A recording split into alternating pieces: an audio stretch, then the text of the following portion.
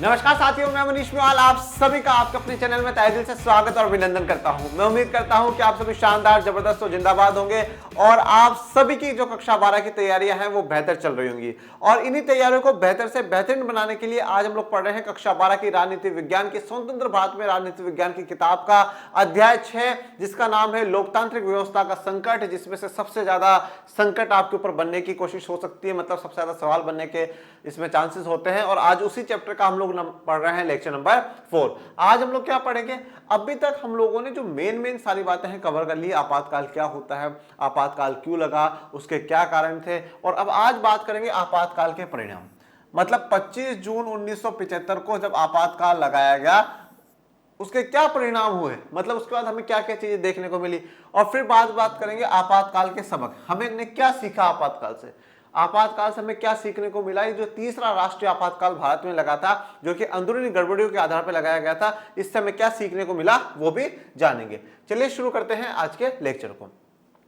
आज के लेक्चर में ज्यादा एक्सप्लेनेशन वाला पोर्शन नहीं है। आज ज्यादा पोर्शन ऐसा है जो कि आपको याद ही करना पड़ेगा। ठीक है कि भाई हड़तालें बंद कर दी, संगठनों को बंद कर दिया, मौलिक अधिकार हटा दिए गए, इस बात की जो है वो है, पर बेसिक जो बातें हैं उनको अपन लोग समझते हुए भी चलेंगे। तो आज हम लोग बात करेंगे परिणाम की या रिजल्ट की। कौन से परिणाम? आपातकाल के परिणाम। आपके बोर्ड टॉपर के परिणाम तो मुझे पता ही है, बोर्ड्स के परिणाम मुझे पता है, अब भी से ही पता है मुझे बोर्ड के परिणाम कि आप सभी बच्चों के पॉलिटी में 100 में से 100 आने वाले हैं। जो भी बच्चे मन लगा करके पढ़ रहे हैं, जो भी बच्चे ईमानदारी से पढ़ रहे हैं, जो भी बच्चे एक एक टॉपिक को क्लियर करते हुए चल रहे हैं, जो बच्चे बिल्कुल पॉलिटी में अपने आप को बिल्कुल मास्टर समझ रहे हैं, उनके 100 में से 100 आना तय है। तो मुझे आपके परिणाम तो पता है अब, और आपको आपके परिणाम पता है या नहीं है, आपकी तैयारी कैसे चल रही है अभी के हाल में। अगर आज आपका बोर्ड एग्जाम करवा ले तो कितने मार्क्स आएंगे ये आप मुझे कमेंट बॉक्स में बताइएगा। चलिए परिणामों की चर्चा करते हैं। सरकार के इस फैसले से विरोध आंदोलन एक बार की रुक गया, हड़तालों पर रोक लगा दी गई। अब देखिएगा, अब हम लोग यहाँ पर हमारे जो बुक में है वो पूरे बहुत बड़े बड़े पैराग्राफों में दिया हुआ है। हम यहाँ पे क्या करते चलेंगे बेटा, पॉइंट्स बनाते हुए चलेंगे। मैं आपको पॉइंटों को हेडिंग दिलवाता जाऊंगा कि बेटा इन 2 पॉइंटों में ये हेडिंग डाल देना, इनमें 2 पॉइंटों में ये हेडिंग डाल देना, जिससे आसान हो जाएगा। तो सबसे पहले सरकार के इस फैसले से विरोध आंदोलन एक बार की रुक गया और हड़तालों पर रोक लगा दी गई। तो 25 जून 1975 को रामलीला मैदान नई दिल्ली में जो एक विशाल जनसभा को संबोधित किया गया था लोकनायक जयप्रकाश नारायण जी के द्वारा, अब उस प्रकार के आंदोलन, उस प्रकार की हड़तालें एक बार विराम लगा दिया गया था, एक बार रोक दी गई थी। क्यों? क्योंकि राष्ट्र में आपातकाल लगा दिया गया था और आपातकाल के दौरान सरकार के पास ये पूरा अधिकार है कि वो इस प्रकार की हड़तालों को, इस प्रकार के विरोधों को रोक सकती है। क्योंकि कहा गया कि अभी देश खतरे में है, और जब खतरे में हो तो आपका कोई भी अधिकार काम नहीं करता है। अनेक विपक्षी नेताओं को जेल में डाल दिया गया। तो जितने बड़े बड़े विपक्षी नेता थे उन सबको जेल में डाल दिया गया, हम लोगों ने देखा था। 25 जून 1975 की रात को जब आपातकाल लगाया गया और सुबह 6 बजे जब मंत्रिमंडल की बैठक बुलाई गई अगले दिन, उस बीच में, इस टाइम के बीच में ही काफी नेताओं को जेल में अरेस्ट करके पुलिस ने डाल दिया था, जेल में उनको गिरफ्तार ही दे दी थी। अब देखिए, अब इस पॉइंट को हम लोग क्या हेडिंग दे सकते हैं? इस पर हम हेडिंग डाल सकते हैं हड़ताल पर रोक, हड़ताल और विरोध पर रोक। ये हमारा पहला पॉइंट हो जाएगा, हड़ताल और विरोध पर रोक। ओके, ये जैसे आपको तस्वीर दिखाई है, यहां पे लोगों का विरोध कर रहे हैं, हड़ताल कर रहे हैं। फिर आपातकालीन प्रावधानों के अंतर्गत प्राप्त अपनी शक्तियों पर अमल करने हेतु सरकार ने प्रेस पर आजादी पर रोक लगा दी। तो अब आप सभी को पता है कि हमारे जो संविधान का अनुच्छेद 19 से, आर्टिकल 19 से क्या कहता है? स्वतंत्रता का अधिकार है। क्या कहा गया? स्वतंत्रता का अधिकार, राइट टू फ्रीडम। और इसी में क्या है? हम लोगों को अभिव्यक्ति की भी आजादी है। हम लोगों को इसी के तहत अभिव्यक्ति की आजादी है कि मैं अपने विचारों को अभिव्यक्त कर सकता हूं, कैसे भी कर सकता हूं, चाहे पोस्टर के द्वारा करूं, लिख करके करूं, बोल करके करूं, मुझे अपने विचारों को अभिव्यक्त करने की आजादी है। और इसी अभिव्यक्त की आजादी के तहत ही मीडिया को, प्रेस को पूरी आजादी है कि वो अपने विचारों को अभिव्यक्त कर सके, वो सरकार के पक्ष में, विपक्ष में जो भी छापना हो, जो भी बोलना हो वो बोल सके। परंतु यहाँ पर आपातकाल के दौरान क्या करा गया था? सबसे पहले जितने भी मीडिया है, जितने भी न्यूज़पेपर है, सबकी क्या कर दी गई थी? लाइटों की कटौती कर दी गई थी, जिससे कि वो कोई खबर ना छाप सके। तो यहाँ क्या करा गया? जो प्रेस की आजादी है उस पर रोक लगा दी गई और कहा गया, क्या कहा गया? समाचार पत्रों को कहा गया कि कुछ भी छापने से पहले अनुमति लेना जरूरी है। और जब भी इस प्रकार की बात होती है, मीडिया को, न्यूज चैनल्स को या न्यूज़पेपर्स को ये कहा जाए कि आपको कुछ भी छापने से पहले या आपको कुछ भी दिखाने से पहले सरकार की परमिशन लेनी होगी। इसके लिए एक शब्द का प्रयोग होता है जिसे कहा जाता है सेंसरशिप। तो प्रेस पे क्या लगा दिया गया? सेंसरशिप लगा दी गई, प्रेस पे रोक लगा दी गई कि आपको कुछ भी छापने से पहले या कुछ भी दिखाने से पहले सरकार की परमिशन लेनी होगी। सरकार से बिना पूछे आप कुछ भी नहीं दिखा सकते। ऐसा जनरली कहां पर होता है? ऐसा तानाशाही देशों में होता है। तानाशाह कभी नहीं चाहता कि उसके खिलाफ मीडिया कुछ छापे। ऐसा कहां पर होता है? जहां पर राजतंत्रीय देश होते हैं, जैसे आप सऊदी अरब में जाएंगे, आप चीन में चले जाइए, वहां पर बिल्कुल भी मीडिया को इजाजत नहीं है कि वो सब कुछ जो चाहे वो बोल सके, जो चाहे वो छाप सके, ऐसा नहीं है। तो इंदिरा गांधी जी ने भी ये करा कि प्रेस पर सेंसरशिप लगा दी, बिल्कुल मीडिया को क्या कह दिया? चुप, जो बोलोगे हमसे पूछ करके बोलोगे, जो छापोगे वो हमसे पूछ करके छापोगे। मतलब यहाँ पे स्वतंत्रता का जो अधिकार है उसका उल्लंघन हुआ है, परंतु आपातकाल में मौलिक अधिकारों का उल्लंघन हो सकता है। अब ये वाला जो हमारा ये है सेकंड पॉइंट, इस सेकंड पॉइंट को हम लोग क्या हेडिंग देंगे? Press censorship. इसको हमने क्या हेडिंग दे दी? Press censorship. तो पहली हेडिंग हमारी हो गई, अब दूसरी हेडिंग हो गई, तो मतलब मीडिया को चुप कराने वाली बात इसमें करी गई है। सामाजिक और सांप्रदायिक गड़बड़ी की आशंका के मद्देनजर सरकार ने राष्ट्रीय स्वयंसेवक संघ आरएसएस और जमात ए इस्लामी पर प्रतिबंध लगा दिया। तो सरकार को ऐसा लगा कहीं किसी प्रकार की कोई सामाजिक या सांप्रदायिक गड़बड़ी ना हो जाए, किसी प्रकार की कोई सामाजिक दंगे ना हो जाए, किसी प्रकार के कोई सांप्रदायिक दंगे ना हो जाए, इसलिए क्या करा? आरएसएस और जमात ए इस्लामी पर क्या कर दिया गया? प्रतिबंध लगा दिया गया। तो अब इस पर हम क्या हेडिंग डालेंगे? इस पर ये हमारी होगी तीसरी हेडिंग, और ये वाला पॉइंट क्या बनेगा? सांप्रदायिक संगठनों पर, सांप्रदायिक संगठनों पर प्रतिबंध। तो जो सांप्रदायिक या जो धर्म के आधार पर जो संगठन थे उन पे क्या कर दिया गया? प्रतिबंध लगा दिया गया। उसमें एक पॉइंट ये लिख दीजिएगा, धरना, प्रदर्शन और हड़ताल की भी अनुमति नहीं थी। तो ये वाला पॉइंट भी आप इसी में ही जोड़ दीजिएगा कि किसी भी प्रकार का कोई भी संगठन ना तो धरना दे सकता था। धरने का मतलब क्या होता है? कहीं पर जाकर के धारण हो जाना, बैठ जाना, वहां से उठेंगे नहीं, जाओ जिसको जो करना वो कर लो, ठीक है, वहीं बैठ जाना, वो धरना कहलाता है। वहां बैठ करके कुछ प्रदर्शन करना, बताना सरकार मुर्दाबाद, सरकार खराब, या काम धंधे को छोड़ करके बैठ जाना, हड़ताल, किसी भी चीज की अनुमति नहीं दी गई थी। सबसे बड़ी बात यह हुई कि आपातकालीन प्रावधानों के अंतर्गत नागरिकों के विभिन्न मौलिक अधिकार निष्प्रभावी हो गए। तो यह सबसे बड़ा इंपॉर्टेंट पॉइंट एक ये है। तो सबसे इंपॉर्टेंट पॉइंट में फोर्थ पॉइंट है, मौलिक अधिकार निष्प्रभाव हुए। मौलिक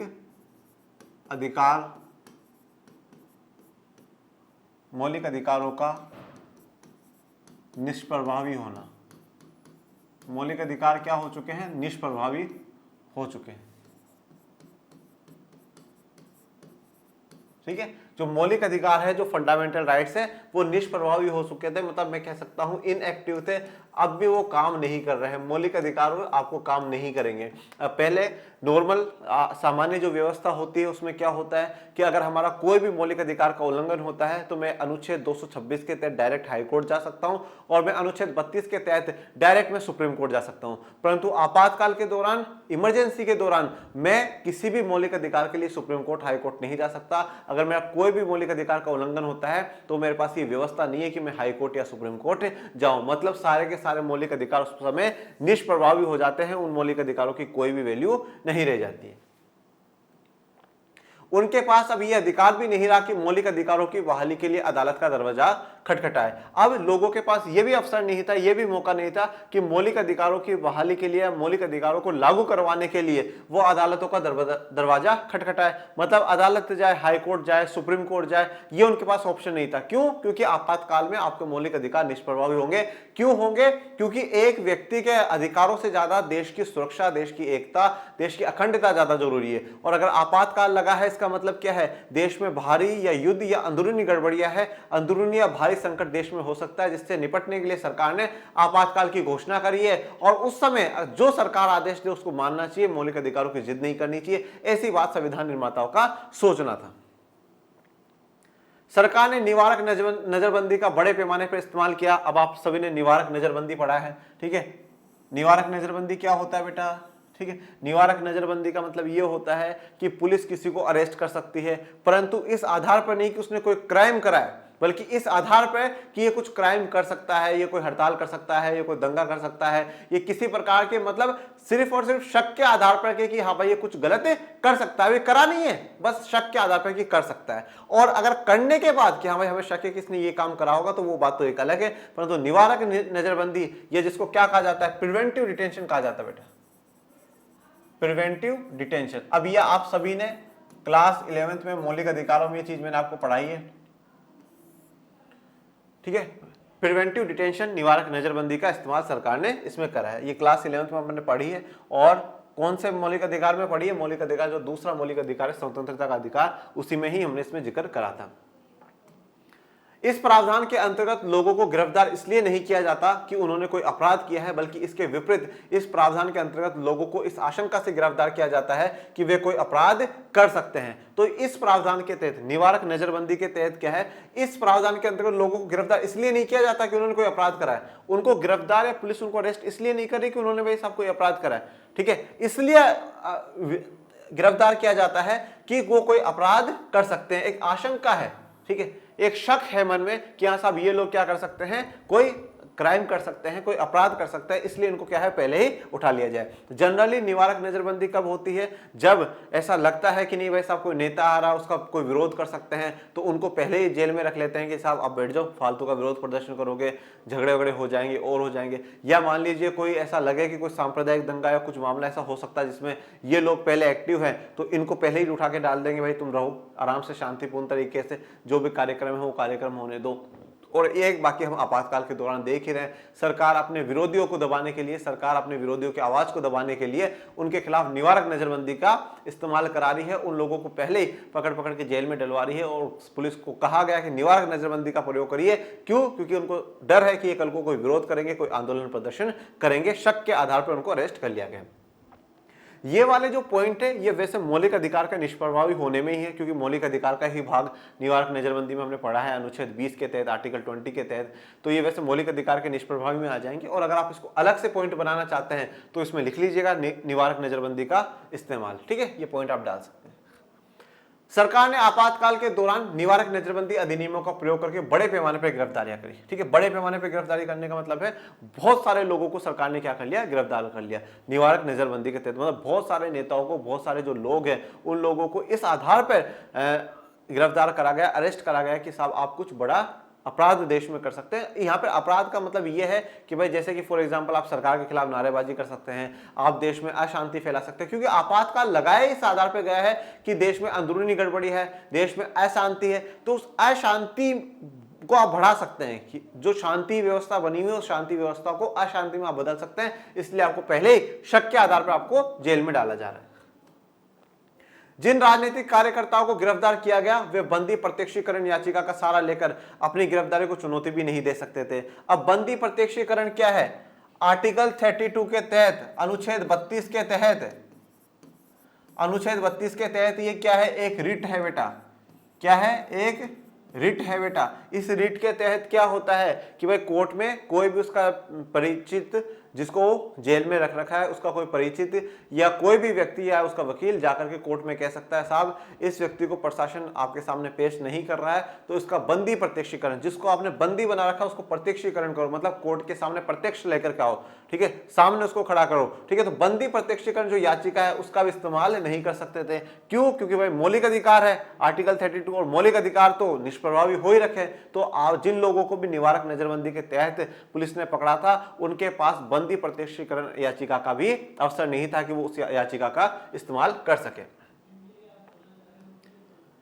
गिरफ्तार लोगों अथवा उनके पक्ष से किन्हीं और ने उच्च न्यायालय या सर्वोच्च न्यायालय में कई मामले दायर किए, लेकिन सरकार का कहना था कि गिरफ्तार लोगों को गिरफ्तारी का कारण बताना कतई जरूरी नहीं है। तो गिरफ्तार लोगों ने और उनके पक्ष से किन्हीं ने उच्च न्यायालय में, किसी ने सर्वोच्च न्यायालय में कई मामले दायर किए, लेकिन सरकार का कहना है कि गिरफ्तार लोगों को गिरफ्तारी का कारण बताना कतई जरूरी नहीं है। तो कुछ लोगों ने जिनको पकड़ रखा था, उनके परिचितों ने, उनके घर परिवार वालों ने, किसी ने हाईकोर्ट में केस डाला, किसी ने सुप्रीम कोर्ट में केस डाला और ये बोला कम से कम ये तो बताओ कि पकड़ा क्यों है, अरेस्ट क्यों क्यों करा है? तो सरकार कहती है अभी आपातकाल का समय है और हमें नहीं लगता कि जरूरी है बताना कि हमने गिरफ्तारी करी तो है, क्यों करी है, हम क्यों गिरफ्तारी कर रहे हैं, हमें डर है, आशंका है कि ये लोग देश में अशांति फैला सकते हैं, इसलिए हमने पकड़ रखा और बाकी इसका कोई विशेष कारण है नहीं। तो सरकार यहाँ पे कारण बताने से भी मना कर देती है। अनेक उच्च न्यायालयों ने फैसला दिया कि आपातकाल की घोषणा के बावजूद अदालत किसी व्यक्ति द्वारा दायर की गई ऐसी बंदी प्रत्यक्षीकरण याचिका को विचार के लिए स्वीकार कर सकती है जिसमें उसने अपनी गिरफ्तारी को चुनौती दी है। तो देखिए, अब काफी जो हाईकोर्ट है, हमारे देश के अनेक राज्यों के हाई कोर्टों ने यह बात कही कि भाई देखो, आपातकाल का दौर अपनी जगह है, ठीक है, माना आपातकाल है, सब कुछ है, परंतु अगर कोई व्यक्ति अपने लिए बंदी प्रत्यक्षीकरण लगाता है, ठीक है, जिसको आपने जेल में पकड़ के रख रखा है, और अगर उसने बंदी प्रत्यक्षीकरण लगाई है, हेबियस कॉर्पस लगाया है कि साहब मुझे कोर्ट के सामने प्रत्यक्ष में लेकर के आया जाए और पूछा तो जाए कि मुझे गलती करी क्या है और किस आधार पर मुझे यहाँ पे पकड़ा गया है, तो ऐसी बंदी प्रत्यक्षीकरणों की जो याचिका है उसको हमें स्वीकार कर लेना चाहिए, स्वीकार करना चाहिए, ये कोर्ट का काम है। तो मतलब हाईकोर्ट जो है, हाईकोर्ट क्या कर रहा है, हाईकोर्ट इस बात से बिल्कुल डिसएग्री कर रहा है कि जो बंदी प्रत्यक्षीकरण के हम उसकी याचिका को नहीं मानेंगे। ये तो कह रहा मानेंगे, माननी चाहिए, स्वीकार करनी चाहिए बंदी प्रत्यक्षीकरण की जो याचिका है। आर्टिकल 32 भारत का संविधान है, हम मौलिक अधिकार बाकी नहीं दे रहे तो मत दो, कोई बात नहीं, पर किसी की जिंदगी को जेल में क्यों खराब करते हो, उसको सामने लाओ, उसकी गलती तो रखो, नहीं तो बाकी छोड़ो उसको। तो बंदी प्रत्यक्षीकरण के लिए हाईकोर्ट सपोर्ट में है कि हाईकोर्ट कहता है बंदी प्रत्यक्षीकरण की याचिका को सभी कोर्ट को स्वीकार करना चाहिए, परंतु अभी मामला कौन पलटेगा, सुप्रीम कोर्ट पलटेगा। 1976 के अप्रैल माह में सर्वोच्च न्यायालय की संवैधानिक पीठ ने उच्च न्यायालय के फैसले को उलट दिया और सरकार की दलील मान ली। अब देखिए, 1976 के अप्रैल माह में, अप्रैल के महीने में सुप्रीम कोर्ट की संवैधानिक पीठ ने, बेटा संवैधानिक पीठ का मतलब क्या होता है, इसको कहा जाता है कॉन्स्टिट्यूशनल बेंच। कॉन्स्टिट्यूशनल बेंच किसी भी फैसले को अगर 5 या 5 से अधिक जज या न्यायाधीश बैठ करके सुनाते हैं तो ऐसी पीठ को, ऐसी बेंच को संवैधानिक पीठ कहा जाता है। मतलब मान लीजिए किसी मामले में 5 जज बैठ करके फैसला सुना रहे हैं, वो क्या होगी, संवैधानिक पीठ होगी, परंतु अगर किसी में 4 जज सुना रहे हैं तो वो संवैधानिक पीठ नहीं है। तो कॉन्स्टिट्यूशनल बेंच का मतलब क्या हो गया, जिसमें 5 या 5 से अधिक जज बैठ करके क्या है, फैसला सुनाते हैं। अब आज आप मुझे बताइएगा सुप्रीम कोर्ट में जजों की संख्या कितनी है, ये कमेंट बॉक्स में बताइएगा। तो जितने भी संख्या है उसमें अगर 5 या उससे अधिक बैठ करके मामला सुनाते हैं तो संवैधानिक पीठ का मामला होगा। जैसे कि केशवानंद भारती केस में कितने जज थे, 13 जज थे, तो 7 और 6 से वहां पे रेशियो बांटा गया था। तो यहां पे संवैधानिक पीठ बैठी और उसने उच्च न्यायालय का जो मामला था उसको पलट दिया। मतलब यहां पे सर्वोच्च न्यायालय जो सुप्रीम कोर्ट है वो सरकार के साथ जाता है। सरकार क्या कहती है कि नहीं नहीं, अभी जरूरी नहीं है, आपातकाल का दौर है और आपातकाल में ये बताना कि भाई हमने क्यों गिरफ्तार कर रखा है, मौलिक अधिकार देना, ये सब फालतू की बातें हैं, बिल्कुल भी नहीं देंगे। मतलब सरकार का जो सपोर्ट है सुप्रीम कोर्ट अभी ले लेगा।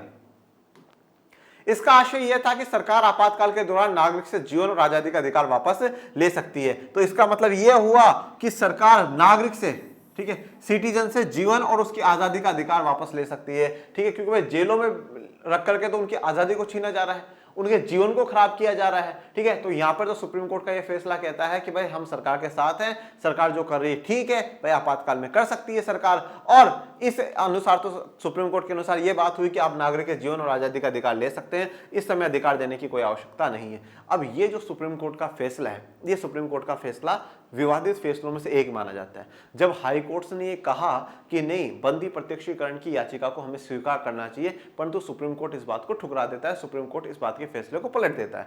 इस फैसले को विवादास्पद जो फैसले होते हैं उनमें से एक माना जाता है कि जो सुप्रीम कोर्ट के आज तक जितने फैसला हैं उनमें से एक सबसे बड़े विवादों वाला फैसला है। क्यों? क्योंकि बोले यहाँ पे कहीं ना कहीं सुप्रीम कोर्ट सरकार को सपोर्ट कर रहा है और जो सच में जो बंदी प्रत्यक्षीकरण की बात को मान लेना चाहिए था, सुप्रीम कोर्ट ने उसको नहीं माना है, ठीक है। और ऐसा ही आप पहले देखिए, जब इलाहाबाद हाई कोर्ट के जगमोहन लाल सिन्हा जी ने इंदिरा गांधी जी के चुनाव को अवैधानिक कर दिया, पर सुप्रीम कोर्ट ने उस पर अभी मैटर को आगे बढ़ाया था कि नहीं, अभी जब तक हम मामला सुनवाई नहीं होगी तब तक इंदिरा गांधी जी सांसद रहेगी। तो और बाकी देखिए, भारत की जो न्यायपालिका की व्यवस्था है उसमें सुप्रीम कोर्ट, सर्वोच्च न्यायालय, उच्चतम न्यायालय सबसे ऊपर है और उनकी बात का, उनके डिसीजन को सबको मानना पड़ेगा, अदा करना पड़ेगा। तो अब सुप्रीम कोर्ट ने डिसीजन दिया है कि साहब अधिकार को हनन हो सकता है, अधिकारों को सरकार छीन सकती है, अधिकारों को वापस सरकार ले सकती है आपातकाल के दौरान, तो ये बात माननी पड़ेगी। अब इस मैटर पर ना तो कोई हाई कोर्ट कुछ बोल सकता है, ना कोई डिस्ट्रिक्ट कोर्ट कुछ कह सकता है।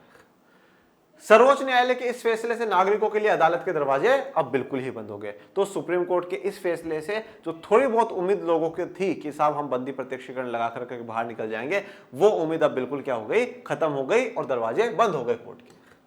इस फैसले को सर्वोच्च न्यायालय के सर्वाधिक विवादास्पद फैसलों में एक माना गया है। तो इस फैसले को जो सर्वोच्च न्यायालय सुप्रीम कोर्ट के विवादास्पद फैसलों में से जो सबसे ज्यादा विवाद वाले, जो सबसे ज्यादा डिस्प्यूटिंग जो फैसले उनमें से एक माना गया है सुप्रीम कोर्ट। आपातकाल की मुखालफत और प्रतिरोध की कई घटनाएं घटी। अब यहां पर आप लिखिएगा जो हमारा नेक्स्ट पॉइंट डलेगा, नेक्स्ट पॉइंट क्या डलेगा, आपातकाल का विरोध। आपातकाल का विरोध, आपातकाल का विरोध। पहली लहर में जो राजनीतिक कार्यकर्ता गिरफ्तारी से बच गए थे वे भूमिगत हो गए और उन्होंने सरकार के खिलाफ मुहिम चलाई। तो अब पहली लहर में मतलब सरकार ने पहली बार में जिन जिन राजनीतिक कार्यकर्ताओं को, जिन जिन नेताओं को उठाया वो तो जेल में चले गए, और जो बच गए मतलब पहली बार में जो सरकार के पास नहीं आए, जो जिनको सरकार नहीं पकड़ पाई, वो क्या हो गए, भूमिगत हो गए। भूमिगत होने का मतलब हो जाता है अंडरग्राउंड हो जाना, मतलब छिप जाना, कहीं ऐसी जगह जाकर के छिप जाना जहां पे पुलिस पहुंच ही ना सके, पुलिस उन तक जा ना सके और उनको अरेस्ट ना कर सके। और उन्होंने सरकार के खिलाफ क्या है, मुहिम चलाई। मतलब ये लोग अंडरग्राउंड हो चुके हैं, ये छिप चुके हैं, सरकार की नजरों से दूर जा चुके हैं, ऐसी जगह जाके छिप चुके हैं जहां पे पुलिस वहां तक ना पहुंच सके, सरकार की नजर वहां तक ना जा सके, परंतु अंडरग्राउंड होकर के बिल्कुल चुपचाप गुपचुप में क्या कर रहे हैं, सरकार के खिलाफ मुहिम चला रहे हैं। ये लोगों को इकट्ठा कर रहे हैं, लोगों को समझा रहे हैं कि साहब सरकार जो कर रही है वो गलत कर रही है, सरकार ने जो आपातकाल लगाया है वो गलत लगाया है। इंडियन एक्सप्रेस और स्टेट्समैन जैसे अखबारों ने प्रेस पर लगी सेंसरशिप का विरोध करा। तो इंडियन एक्सप्रेस जो न्यूज़पेपर है, स्टेट्समैन जैसे जो अखबार है, इन्होंने क्या करा है, जो न्यूज़पेपर पे या न्यूज़ पे जो सेंसरशिप लगाई गई थी, जो प्रेस पे सेंसरशिप लगाई थी, उसका क्या करा, विरोध करा कि इस प्रकार की सेंसरशिप जो लगाई गई है प्रेस पे, ये प्रेस की आजादी का हनन है। प्रेस की आजादी कभी नहीं रुकनी चाहिए, प्रेस को हमेशा आजादी होनी चाहिए, क्योंकि प्रेस सत्य लोगों के सामने लेकर के आता है, सच लेकर के आता है, सरकार की अच्छी बातें भी लेकर के आता है, सरकार की बुरी बातें भी लेकर के आता है। इसलिए प्रेस पर बिल्कुल भी किसी भी प्रकार की सेंसरशिप नहीं लगनी चाहिए, आजादी उनको मिलनी चाहिए, और इस सेंसरशिप का विरोध ये लोग करते हैं।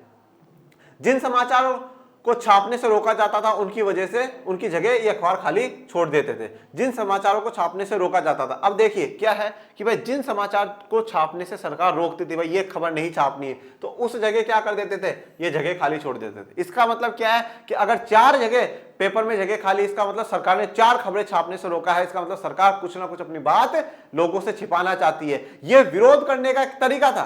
भाई अगर कहीं पे खाली छोड़ दिया गया है, इसका मतलब जनता समझ जाती थी हाँ सरकार ने कुछ खबर ऐसी है जो छापने से रोकी है। तो मतलब समझ रहे हैं कि सरकार कुछ ना कुछ तो गलत कर रही है, सरकार कुछ ना कुछ तो जनता से छिपा रही है, कुछ ना कुछ तो प्रेस से सरकार छिपा रही है। ये विरोध करने का तरीका था इंडियन एक्सप्रेस और स्टेट्समैन का। सेमिनार और मेन स्ट्रीम जैसी पत्रिकाओं ने सेंसरशिप के आगे घुटने टेकने की जगह बंद होना मुनासिब समझा। तो सेमिनार और मेन स्ट्रीम जैसी जो पत्रिका है, इन्होंने सोचा कि ये सेंसरशिप के आगे घुटने टेके, ठीक है, मतलब हम जो सत्य है वो ना छापे, हम गलत को सपोर्ट करें, इससे अच्छा है कि हम बंद कर दें, हमारी जो पत्रिका है वो बंद कर दें, हमें ऐसा सेंसरशिप नहीं चाहिए, हम गलत नहीं छाप सकते, हम सही छापेंगे और सही बोलेंगे। सेंसरशिप को धत्ता बताते हुए गुपचुप तरीके से अनेक न्यूज़लेटर और लिफलेट्स निकले, ठीक है। अब धीरे धीरे क्या हुआ, इस सेंसरशिप को गलत बताते हुए क्या करा गया, कुछ न्यूज़लेटर्स निकाले गए, कुछ थोड़े बहुत इस प्रकार से लोगों को धीरे धीरे गुपचुप में जो सच्चाई थी वो धीरे धीरे लोगों को बताई गई। ओपनली न्यूज़पेपर या ओपनली प्रेस में अनाउंसमेंट नहीं करा गया। पद्म भूषण से सम्मानित कन्नड़ लेखक शिवराम कारंत और पद्मश्री से सम्मानित हिंदी लेखक फणीश्वरनाथ रेणु ने लोकतंत्र के दमन के विरोध में अपनी अपनी पदवी लौटा दी। अब देखिए ये तो एक इंपॉर्टेंट बात है यहाँ से, तो ठीक है, क्या करा गया है, अपनी पदवी लौटाना, या हम कह सकते हैं अपने जो अवार्ड है उन अवार्डों को वापस कर देना। तो पदवी लौटाना ये भी एक पॉइंट हमारा बन जाएगा। विरोध में क्या हो रहा है कि अपनी पदवी लौटा रहे हैं। जो कन्नड़ के लेखक हैं और जो पद्मश्री से सम्मानित हिंदी के लेखक हैं, उन्हों को जो अवार्ड सरकार ने दिए थे वो अवार्ड सरकार को लौटा दिए गए। ये क्या दर्शाता है कि साहब ये जो लोकतंत्र का आप दमन कर रहे हो, इस लोकतंत्र के दमन पर हम लोगों को ये अवार्ड नहीं चाहिए। हम देश में लोकतंत्र चाहते हैं, हम देश में शांति चाहते हैं, हम देश में भाईचारा चाहते हैं, और सरकार ये जो कर रही है ये गलत है, इसलिए हमें सरकार के ये अवार्ड नहीं चाहिए, सरकार का ये सम्मान हम लोगों को नहीं चाहिए। वो सम्मान लौटा दिया। ये सम्मान लौटाना, ये पदवियां लौटाना क्या दर्शाता है, ये दर्शाता है कि हम सरकार के विरोध में हैं, हम सरकार के खिलाफ हैं। बहरहाल मुखालफत और प्रतिरोध के इतने प्रकट कदम कुछ ही लोगों ने उठाया। तो देखिए सबने ऐसे बिल्कुल खुल करके भी विरोध नहीं करा, कुछ लोग हैं, कुछ ही परसेंट लोग थे जिन्होंने ऐसे बिल्कुल सरकार के खिलाफ बात करी, सरकार के खिलाफ उन्होंने बोलने की हिम्मत जुटाई, लोगों को जोड़ने की कोशिश करी। बाकी सब तो सरकार से उस समय थोड़ा सा डर करके बैठे थे कि ठीक है आपातकाल का दौर है, शांति से बैठे रहिए। संसद ने संविधान के सामने कई नई चुनौतियां खड़ी कर दी। अब इसमें एक जो हेडिंग है वो है आपातकाल में संविधान संशोधन। आपातकाल में संविधान संशोधन, एक पॉइंट ये हो जाएगा। हम आपातकाल के परिणामों में, आपने अगर चैप्टर 1 पढ़ा होगा ना तो उसमें मैंने विभाजन के जो परिणाम है उनमें भी ऐसे ही कराया है कि पहले उनको एक एक हेडिंग दे दी है, पॉइंटों को हेडिंग दे दी है, फिर उसमें पॉइंट लिखे गए। अब ऐसे ही आज अपन यहाँ पर भी कर रहे हैं, ठीक है। अपन ने क्या है, पॉइंटों को हेडिंग दे दी, फिर उसमें दो तीन पॉइंट आ गए, वो आप लिख दीजिएगा, फिर पॉइंट को हेडिंग दे दीजिएगा। अब यहाँ पर हेडिंग है आपातकाल में संविधान संशोधन। अब आप लोगों को क्या करना है, अगर क्वेश्चन आ जाता है कि आपातकाल के परिणामों को लिखिए, तो सबसे पहले तो आप क्या करोगे, एक अच्छा सा चार्ट बनाओगे। चार्ट ये चाहो तो आप यूं भी बना सकते हो, ठीक है। यहाँ ऊपर लिख दिया आपातकाल के परिणाम और फिर यूं चार्ट बना करके जितने भी ये हेडिंगे लिखवाइए पहले तो वो हेडिंगे लिखोगे, ठीक है। प्रेस पर सेंसरशिप लगाना, आपातकाल में संविधान संशोधन करना, ठीक है, आपातकाल में संविधान संशोधन करना, ठीक है। आपातकाल का लोगों द्वारा विरोध, उसमें भी पदवियां लौटा देना, ऐसी बात आप लिख सकते हो। जितने भी जो मेन हेडिंग्स डाली है वो, फिर नीचे क्या करोगे, आप एक एक हेडिंग डालोगे, फिर एक एक के बारे में आप लिखना शुरू करोगे, जैसे कि यहाँ पे लिखा हुआ है। संसद ने संविधान के सामने कई नई चुनौतियां खड़ी कर दी। अब संसद ने क्या करा, संविधान के सामने कई नई चुनौतियां खड़ी करी। कैसे?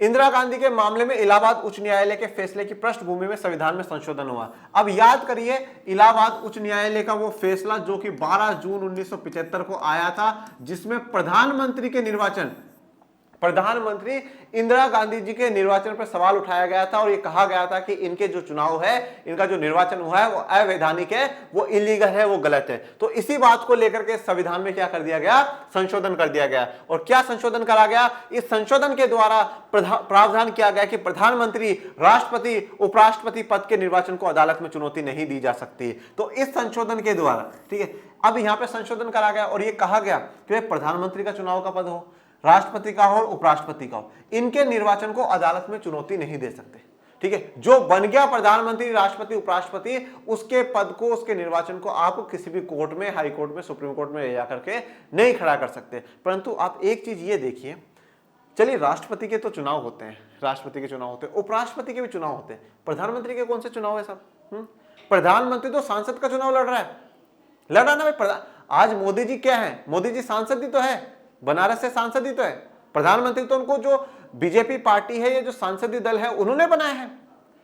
जनता ने तो प्रधानमंत्री के चुनाव लड़े ही नहीं, या जनता ने प्रधानमंत्री के लिए वोटिंग करी नहीं है। हाँ, राष्ट्रपति और उपराष्ट्रपति के लिए चाहे अप्रत्यक्ष द्वारा मतदान होता है, पर अप्रत्यक्ष रूप से मतदान तो हो रहा है। राष्ट्रपति और उपराष्ट्रपति पद के लिए मतदान हो रहा है, उनके लिए निर्वाचन हो रहा है, परंतु प्रधानमंत्री के लिए निर्वाचन होता ही नहीं है, वो तो सांसद के लिए होता है।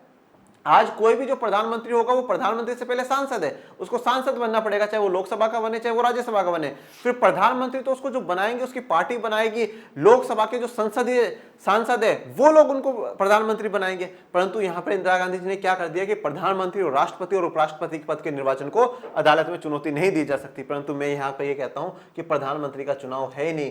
चुनौती जो राजनारायण जी के द्वारा दी गई थी वो किसको दी गई थी, सांसद के पद को दी गई थी, कि इंदिरा गांधी जी यहाँ पर सांसद के चुनाव लड़ रही थी और उनका जो चुनाव था वो अवैधानिक था। परंतु इंदिरा गांधी जी ने ये फॉर्मूला लगाया कि प्रधानमंत्री, राष्ट्रपति और उपराष्ट्रपति, इन तीनों के पद पे जो बैठ जाए उनके चुनाव को आप चैलेंज नहीं कर सकते सुप्रीम कोर्ट और हाई कोर्ट में। इससे क्या मतलब था, इसका मतलब यह था कि इंदिरा गांधी जी आपातकाल के बाद खुद के लिए एक सेफ प्रोटेक्शन वाला माहौल चाहती थी कि भविष्य में कभी भी मैं प्रधानमंत्री बनूं तो कोई भी व्यक्ति मेरे लिए सुप्रीम कोर्ट, हाई कोर्ट में ना पहुंच जाए।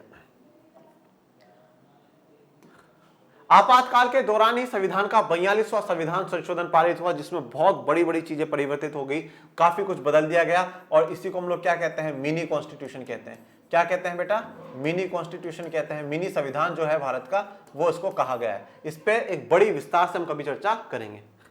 42वें संविधान संशोधन के जरिए हुए अनेक बदलावों में एक था देश की विधायिका के कार्यकाल को 5 से बढ़ाकर 6 साल कर देना, ठीक है। अब सबसे बड़ा संशोधनों में एक संशोधन यह था कि जो देश की विधायिका है, देश की विधायिका मतलब संसद, और संसद का जो कार्यकाल, संसद में किसका, लोकसभा का, क्योंकि लोकसभा से ही सरकार बनती है। तो इसके जो कार्यकाल है उसको 5 साल से बढ़ाकर के कितने साल तक का कर दिया गया, 6 साल का कर दिया गया। क्योंकि राज्यसभा का तो कोई कार्यकाल ही नहीं होता है, राज्यसभा तो कभी डिसोल्व होती नहीं, राज्यसभा तो कभी भंग होती नहीं है। राज्यसभा तो एक ऐसा सदन है जो हमेशा चलता रहेगा। उसके जो सांसद है, जो उसके मेंबर्स हैं, वो हर 6 साल में रिटायर होते हैं। और उसमें भी ऐसा है कि कुछ सांसद अब भी रिटायर हो जाएंगे, फिर कुछ सांसद 2 साल बाद रिटायर होंगे, फिर कुछ सांसद 2 साल बाद रिटायर होंगे। सारे सांसद तो एक साथ रिटायर होते ही नहीं है, सारे सांसदों का तो चुनाव एक साथ होता नहीं, वो तो लोकसभा में होता है। तो लोकसभा का जो कार्यकाल है वो 5 से बढ़ाकर के 6 साल कर दिया गया था। यह व्यवस्था मात्र आपातकाल की अवधि भर के लिए नहीं की गई थी, इसे आगे के दिनों में भी स्थायी रूप से लागू किया जाना था। और ये जो संविधान में संशोधन किया गया था, ये सिर्फ ऐसा नहीं था कि देश में राष्ट्रीय आपातकाल लगा रहेगा तभी जो देश की विधायिका उसका 5 से 6 साल का टाइम पीरियड रहेगा, नहीं, ये हमेशा के लिए था कि अब आगे कभी भी चुनाव होगा या कुछ भी होगा तो वो 6 साल के लिए होगा। जो लोग सांसद बन गए लोकसभा के, वो 6 साल के लिए बनेंगे, जो प्रधानमंत्री बन गया वो 6 साल के लिए बनेगा। ठीक है, तो अब जो संसद की व्यवस्था है वो 6 साल के लिए हो गई, लोकसभा कितने साल के लिए हो गई, 6 साल के लिए हो जाएगी। ध्यान रखिएगा, यहीं पर ही 1976 में ही क्या होगा, जो मौलिक कर्तव्य हैं वो भी जोड़े जाएंगे, जो फंडामेंटल ड्यूटीज है वो फंडामेंटल ड्यूटीज भी इसी समय जोड़ी जाएगी, 1976 में जोड़ी जाएगी। और मौलिक कर्तव्य को लेकर के भी थोड़े से सवाल उठते हैं, वो आगे बाद में चर्चा करेंगे। इसके अतिरिक्त अब आपातकाल के दौरान चुनाव को 1 साल के लिए स्थगित किया जा सकता था। इस तरह देखें तो 1971 के बाद अब चुनाव 1976 के बदले 1978 में करवाए जा सकते थे। मतलब क्या है कि भाई 1971 में चुनाव हुए तो सीधा सा अगर पहले वाला आप गणित लगाए तो 1976 में चुनाव होने चाहिए, परंतु आपातकाल में आप 1 साल लेट चुनाव करा सकते हो, इसका आपको प्रावधान है, डोंट वरी। तो हम मान लेते हैं 1 साल 1977, ठीक है, तो मतलब 1971 के चुनाव हुए 1977 में होने चाहिए थे, परंतु 1976 में यह कहा गया कि विधायिका की जो कार्यकाल है वो 5 से 6 साल हो जाएगा। ठीक है, अब 5 से 6 साल हो गया, इसका मतलब 1971 में जहां चुनाव हुए हैं तो अब 6 साल का मतलब 1977 में होने चाहिए। ठीक है, और 1 साल आपातकाल में एक्स्ट्रा का है ही, तो मतलब चुनाव 1978 में सरकार करा सकती है, सरकार चाहे तो 1978 तक आपातकाल को लागू रख सकती है। ओके, ये सब कुछ था हमारा आपातकाल के परिणाम कि आपातकाल में क्या क्या हुआ, आपातकाल में सरकार ने जनता के साथ क्या करा और जनता ने सरकार के साथ क्या करा। अब इस आपातकाल से हमें क्या सीखने को मिला, अच्छा हुआ बुरा हुआ जो भी हुआ जैसा भी हुआ, पर उससे क्या क्या सबक हमें मिले, क्या क्या सीख हम लोगों को मिली, वो अब हम लोग डिस्कस करते हैं। आपातकाल के सबक। आपातकाल से एक बार की भारतीय लोकतंत्र की ताकत और कमजोरियां उजागर हो गई थी। तो ये जो आपातकाल लगाया गया, जो तीसरी बार भारत में राष्ट्रीय आपातकाल लगा था, इससे भारतीय लोकतंत्र की ताकत और भारतीय लोकतंत्र की कमजोरियां सामने आ चुकी थी कि भाई भारतीय लोकतंत्र की ताकत क्या है और भारतीय जो लोकतंत्र है उसकी कमजोरियां क्या है। तो ताकत और कमजोरियां दोनों उजागर हो चुकी थी। हालांकि बहुत से पर्यवेक्षक मानते हैं कि आपातकाल के दौरान भारत लोकतांत्रिक नहीं रह गया था, लेकिन यह भी ध्यान देने की बात है कि थोड़े ही दिनों के अंदर कामकाज फिर से लोकतांत्रिक ढर्रे पर लौट आया था। पर्यवेक्षक का मतलब होता है जो लोग उस समय उस दौर को देख रहे थे, उस आपातकाल के बारे में जानते हैं, उस आपातकाल के बारे में पूरा अच्छे से स्टडी करे हुए, उसको देखे हुए। तो उन कुछ लोगों का मानना है कि उस समय भारत लोकतांत्रिक ही नहीं रहा था, कोई भी काम लोकतंत्र के अनुसार हो ही नहीं रहा था, कोई भी काम डेमोक्रेसी के अनुसार हो ही नहीं रहा था। जब कोई काम डेमोक्रेसी या लोकतंत्र के हिसाब से नहीं हो रहा था तो मतलब देश लोकतांत्रिक नहीं था, डेमोक्रेटिक नहीं था। परंतु यह बात भी हमें देखनी होगी कि कुछ ही समय में 1975 में आपातकाल लगाया जाता है और मार्च 1977 में, मतलब 2 साल से भी कम के समय में ही हम फिर से क्या है पटरी पर लौट आते हैं, फिर से भारत लोकतांत्रिक व्यवस्थाओं के अनुसार चलना शुरू हो जाता है। तो यहां से एक बात यह प्रूफ होती है कि इस तरह आपातकाल का एक सबक तो यह है कि भारत से लोकतांत्रिक को विदा पाना बहुत कठिन है। तो पहला सबक जो हमें मिला, जो पहली सीख हम लोगों को मिली, वो यह थी कि भारत से लोकतंत्र को विदा कर पाना बहुत कठिन है, मतलब भारत से लोकतंत्र को हटाना बहुत कठिन है। क्यों? क्योंकि आपातकाल लगाया गया, माना कि आपातकाल के दौरान कोई भी काम लोकतंत्र के हिसाब से नहीं हो रहा था, परंतु 2 साल से भी कम समय के अंदर अंदर भारत फिर से लोकतंत्र की पटरी पर लौट आता है। इसका मतलब यह था चाहे कोई कितनी भी कोशिश कर लो, भारत से लोकतंत्र को नहीं हटाया जा सकता। भारत के संविधान में ही लोकतंत्र के प्रावधान नहीं है, भारत के लोगों के खून में भी लोकतंत्र है, डेमोक्रेसी है, उसको आप नहीं मिटा सकते, उसको नहीं हटा सकते चाहे कोई भी हो। तो अब आपातकाल के सबक में पहला ही है। अब क्वेश्चन अगर आ जाता है कि आपातकाल के सबक को लिखिए, आपातकाल से हमें क्या क्या सीख मिली है ये लिखिए, तो उसमें भी आप क्या करेंगे, ऊपर हेडिंग डालेंगे आपातकाल के सबक और फिर उसके बाद यूं पॉइंट बनाएंगे। पहला ये हेडिंग डाल दीजिएगा कि भारत से लोकतंत्र को हटाना मुश्किल है, मुश्किल नहीं नामुमकिन है, ठीक है ना, ऐसा। दूसरा, अब आगे आ जाते हैं। दूसरा, आपातकाल से संविधान में वर्णित आपातकाल के प्रावधानों के कुछ अर्थ उलझाव भी प्रकट हुए जिन्हें बाद में सुधार लिया गया। अब क्या है, आपातकाल के दौरान ही हमें पता चला कि संविधान की जो कुछ बातें हैं उनका जो अर्थ है ना, बड़ा कंफ्यूजिंग वाला है।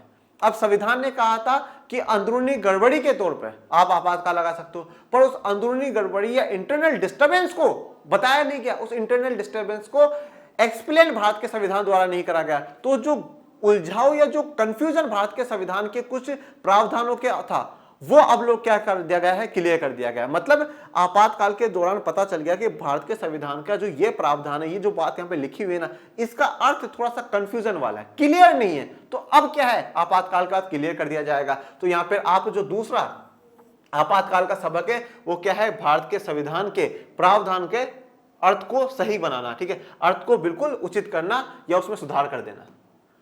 अब अंदरूनी आपातकाल सिर्फ सशस्त्र विद्रोह की स्थिति में लगाया जा सकता है। तो अब जो हमने क्या बोला, राष्ट्रीय आपातकाल लग सकता है, युद्ध के वैसा का वैसा युद्ध में भी लगा सकते हो, भारी आक्रमण में भी लगा सकते हो, पर जो कहा गया अंदरूनी गड़बड़ी, उस शब्द को हटा करके क्या लिख दिया गया, सशस्त्र विद्रोह लिख दिया गया, ठीक है, आर्म्ड रेवेलियन, ऐसा विद्रोह जहां पर क्या हथियारों का प्रयोग हो देश में, तभी आप आपातकाल का प्रयोग कर सकते हो, नहीं तो नहीं कर सकते।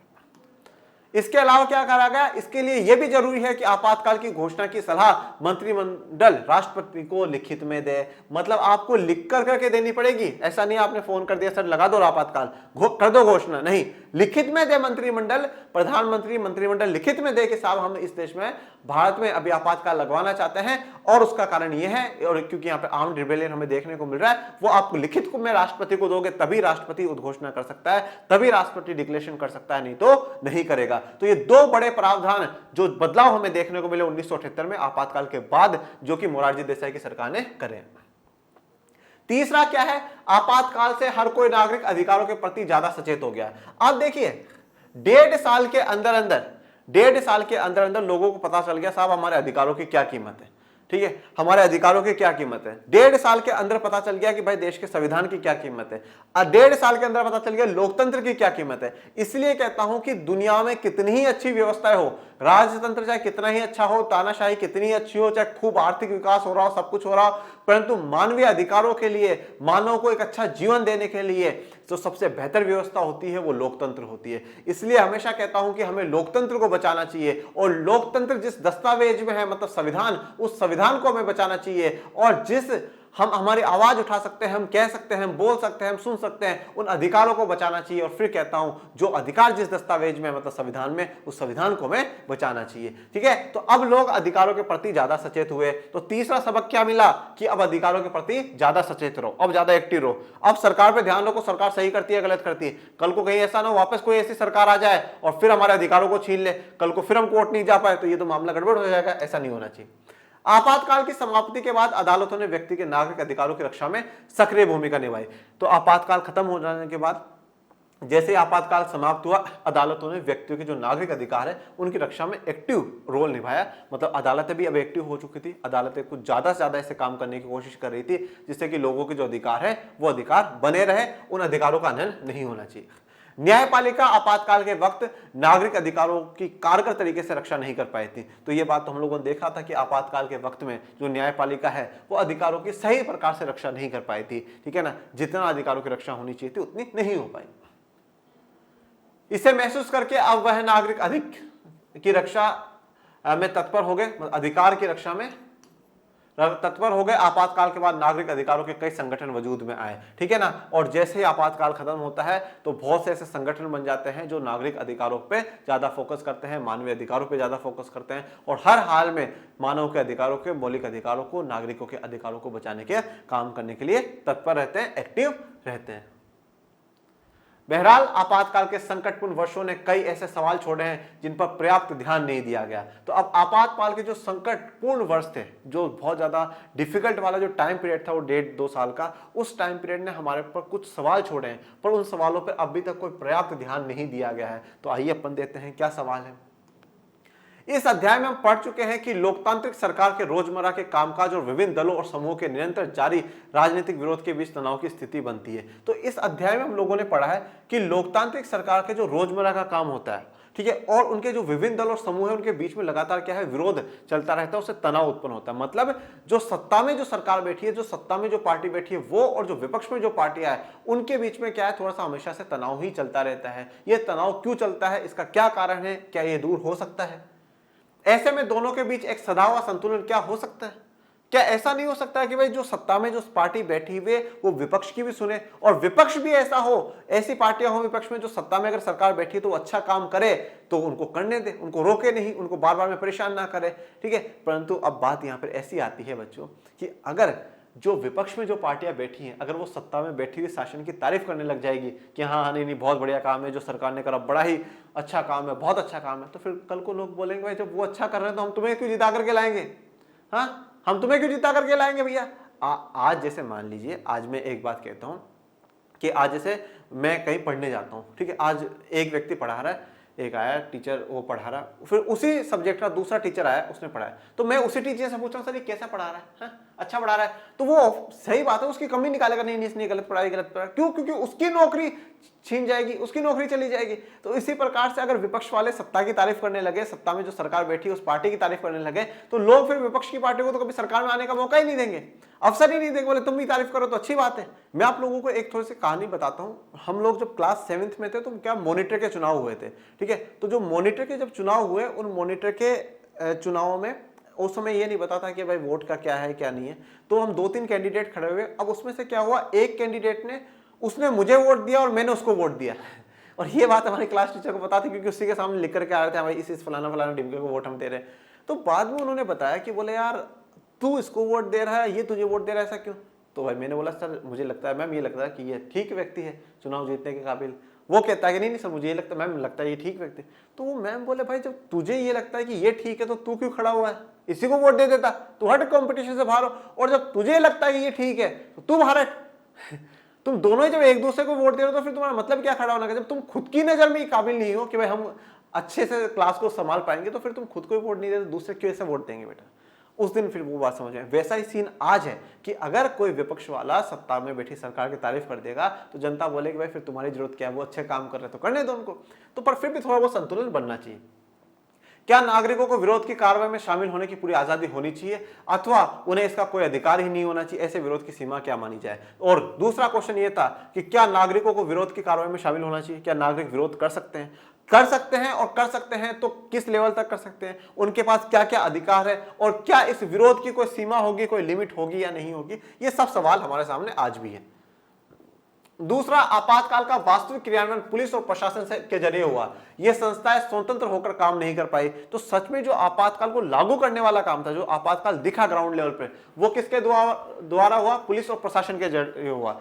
लोगों को, नेताओं को गिरफ्तार करा किसने करा? पुलिस ने करा, ठीक है। उस समय जितने भी निचले स्तर पे सारी व्यवस्थाओं को संभाल रहा, प्रशासन संभाल रहा, कलेक्टर संभाल रहा है, ये सब संभाल रहे, परंतु इन सब पे किसका प्रेशर था? सरकार का प्रेशर था। इन्हें शासक दल ने अपना राजनीतिक औजार बनाकर इस्तेमाल किया। साहा कमीशन, हम इस साहा कमीशन के बारे में पढ़ेंगे। ये साहा कमीशन आपातकाल की जांच करने के लिए था कि क्या आपातकाल सही था या नहीं था। तो साहा कमीशन का ऐसा मानना था, उनकी रिपोर्ट के अनुसार पुलिस और प्रशासन राजनीतिक दबाव की चपेट में आ गए थे। यह समस्या आपातकाल के बाद भी खत्म नहीं हुई थी। तो पुलिस और प्रशासन क्या है कि राजनीतिक दबाव में आ चुके थे, सरकार के दबाव में आकर के काम कर रहे थे, वो स्वतंत्र होकर के काम नहीं कर पाए थे, ऐसा साहा कमीशन का कहना था। और यह बात आपातकाल के बाद भी खत्म नहीं हुई। कहीं ना कहीं पुलिस और जो प्रशासन है वो सरकार के दबाव में ही रहा।